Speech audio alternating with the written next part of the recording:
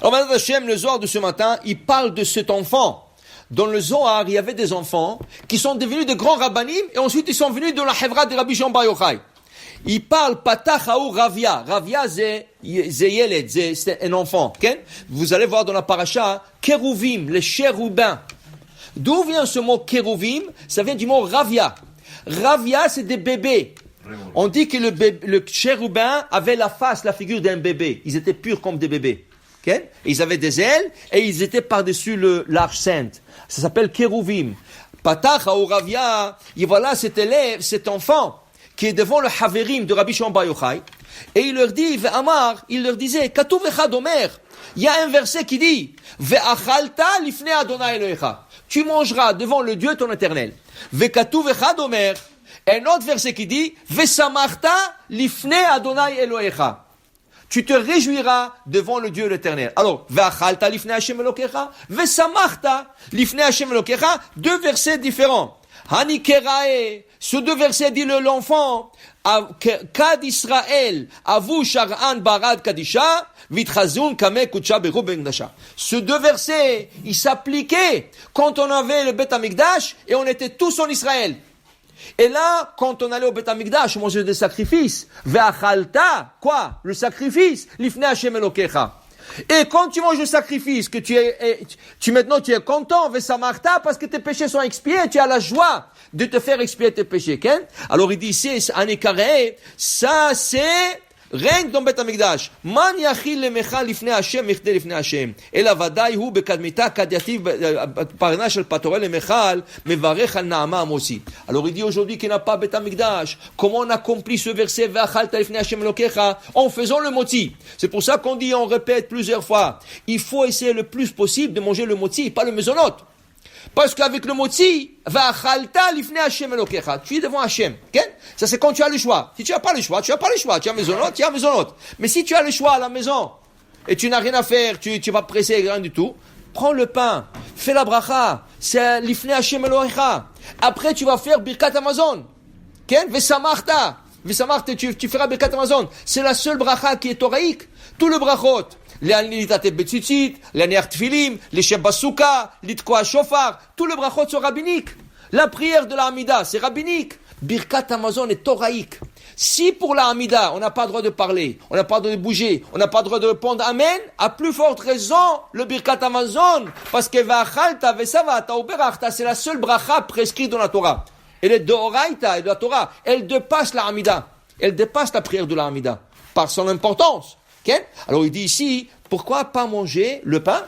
Okay? Al patoré, tu as ta table, tu manges le pain et tu fais ton Birkat Amazon. Okay? Il dit ici, et dans Birkat Amazon, tu diras, ha motzi lechem la aretz, velo motzi lechem min haaretz. On dit ha. Le he, il dit ce he là, c'est un he qui vient dans ce monde. C'est un he qui vient de ce monde. Qui veut dire, le he, vous savez, chaque lettre, elle a des énergies. On dit que l'énergie de lettre he, c'est herayon. Herayon, c'est accouchement. Le horot, ça veut dire herayon de grossesse, accouchement. Regardez la he, si vous regardez bien la lettre he, mais il faut le voir sur photo, c'est extraordinaire. Il y a dans le livre de Rav Zamir Cohen. Quand il dessine la lettre he, c'est comme la lettre resh, okay? Et en bas, tu as une petite barre, mais dans Sefer Torah, regarde, la barre est courbée un peu. Ouais. Cette courbe-là ressemble à un bébé courbé dans le ventre de sa mère. Si tu regardes la haie, on dirait que c'est un ventre et le bébé qui est courbé. C'est pour ça qu'on dit herayon. Naissance, accouchement, grossesse, tout ça c'est la lettre haie. Et le mot herayon, en valeur numérique 273. Combien sont les jours de la grossesse d'une femme 9 mois? 273. C'est pas le hasard. C'est dans la Torah, tout a un sens. Herayon, 273. Grossesse d'une femme, 273 jours. Ça peut être avant, ça peut être après, mais Herayon normal, c'est 273 jours. Il dit ici, la haie, zémolide, ça enfante. Qu'est-ce que ça donne? Ça donne la bracha. C'est pour ça que le Rabbi Nishra, quand il parle de la chod de Birkat Amazon à Motzi, il dit comme ça. Quand tu fais la Motzi lechem la'aretz, Baruch ata Hashem, Elokeinu melech haolam, tu dois dire ha, et tu arrêtes une seconde, Motzi lechem la'aretz. Tu sépares, comme si tu avais séparé la lettre he du Motzi. Ha, Motzi. Okay? Et il dit, il faut penser que dans la lettre He, il y a une autre petite He. Visualiser dans la tête, tu penses comme ça, dans la pensée. Ha motzi. Dans la halakha, qu'est-ce que c'est écrit? Quand tu fais le motzi, okay? C'est écrit que tu dois lever le pain un peu. Tu gardes le pain devant toi, avec 2 mains tu l'attrapes, 2 doigts, 10 doigts, et tu dis Baruch Ata Hashem Cholam. Quand tu dis Ha, tu lèves le pain. Tu lèves la challah de Shabbat. Ha, motzi lechem. Okay? Les Ashkenaz, ils lèvent le mot lechem. Le Mishnah Berurah, il dit, pour les Ashkenaz, c'est le mot lechem où ils lèvent le pain. Un peu. Okay? Alors il dit ha motzi lechem minaretz. Mais nous, on lève le pain, dit le Rabbi Israël, quand on dit ha motzi, tu lèves un peu le pain, okay? Et tu vois ce he avec un petit he à l'intérieur. Okay?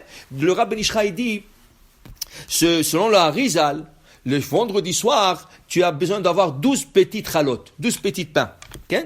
Et tu les arranges en 2 petits triangles, un en face de l'autre. Okay? Comme ça. C'est pas exactement triangle, c'est 2 petites flèches. 2 petites flèches, tu mets un au milieu et l'autre le côté, et l'autre côté, un au milieu et l'autre côté. Ça fait comme 2 petites flèches que le but se touche. Okay? Le début se touche. Maintenant, tu mets 6, et par-dessus, tu mets un autre 6. Okay? Et tu fais le mot 6 sur le 2 milieu. Mais le Rabbi Israël dit ici que tu ne peux pas faire sur 12. Si c'est trop difficile de faire sur 12, ben, pour une raison ou une autre, ou tu n'as pas, dis tu fais sur 4.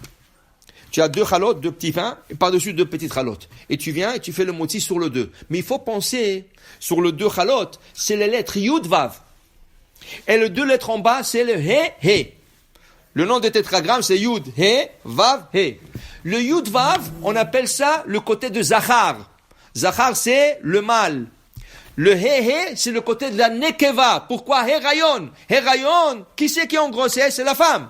Alors on dit que le Yud Vav, qui est le Zachar, il donne le Shefa, il donne l'abondance, elle descend sur le 2 He. Alors dit le Ramishra, c'est important, c'est ça qui donne la bracha pour la semaine. Ça c'est la Kavana pour donner la bracha pour la semaine. Alors tu as vendredi soir, tu as samedi midi et tu as samedi après-midi. Parce qu'on a expliqué déjà dans un des cours, si vous vous rappelez, que le vendredi soir donne la bracha pour dimanche et lundi. Le samedi midi donne la bracha pour mardi, mercredi, et le samedi après-midi donne la bracha pour le jeudi et le vendredi. Cette Kavana, c'est elle qui mène la Parnassa, c'est elle qui mène le Shefa, c'est elle qui mène la bénédiction pour toute la semaine. Yud Vav, le 2 chalot en haut, va He, alors tu fais la Kavana comme ça. Si tu ne veux pas faire 12, fais au moins avec 4, comme ça dit le Rabbi Israël. Bon, Adonai Leolam, Amen ve Amen.